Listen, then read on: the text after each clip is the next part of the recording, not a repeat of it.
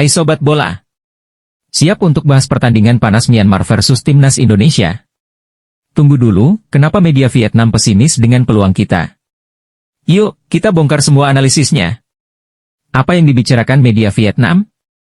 Nah, sebelum kita masuk lebih jauh, pernah nggak sih kalian penasaran kenapa analisis dari media negara tetangga ini sering jadi sorotan?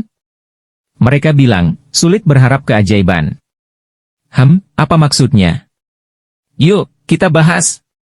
Menurut salah satu media olahraga top di Vietnam, performa Indonesia di babak penyisihan memang solid, tapi katanya permainan kita masih bisa ditebak. Wah, benarkah segitu buruknya? Atau ini cuma strategi mereka buat memanas-manasi suasana? Performa Myanmar versus Indonesia, head-to-head yang bikin deg-degan. Kalau kita tarik sejarah, siapa sih yang lebih unggul? Eits, jangan salah. Myanmar nggak bisa dianggap remeh. Dari 5 pertemuan terakhir, Indonesia memang lebih dominan, tapi Myanmar sering bikin kejutan. Masih ingat kekalahan dramatis kita di tahun 2017? Tapi tenang, kali ini beda. Di bawah arahan Shin Tae-yong, timnas kita punya permainan yang lebih terorganisir. Dan statistik juga bilang, rata-rata penguasaan bola kita naik 20% dibanding 2 tahun lalu. So, apa masih ada alasan buat pesimis? Prediksi lineup dan strategi Shin Tae-yong. Nah, sekarang kita masuk ke bagian yang paling ditunggu. Kira-kira siapa yang bakal diturunkan? Witan Sulaiman, Marcelino Ferdinand, dan Pratama Arhan diprediksi jadi andalan. Tapi, ada rumor kalau ST bakal eksperimen di lini tengah. Apakah ini langkah berani atau malah berisiko? Dan soal strategi, ST dikenal suka mainkan pressing tinggi. Tapi, melawan tim seperti Myanmar yang sering pakai taktik serangan balik cepat, apa ini keputusan tepat? Menarik banget buat dibahas, kan? Media Vietnam, alasan pesimis atau justru iri? Kita balik lagi ke opini media Vietnam tadi.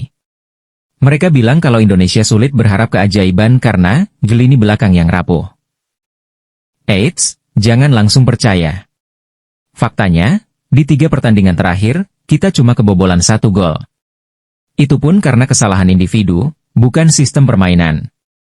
Kalau kita analisis lebih dalam, mungkin ada rasa iri di balik komentar mereka. Soalnya, performa Vietnam sendiri belakangan ini mulai goyah, sementara Indonesia justru semakin matang.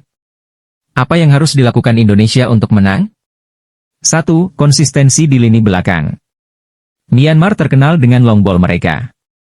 Kalau kita lengah sedikit saja, ya, tamat. Tapi kabar baiknya, Rizky Ridho dan Fahrudin punya statistik intercept yang cukup tinggi. 2. Memaksimalkan bola mati. Dengan Arhan di tim, bola mati selalu jadi senjata andalan.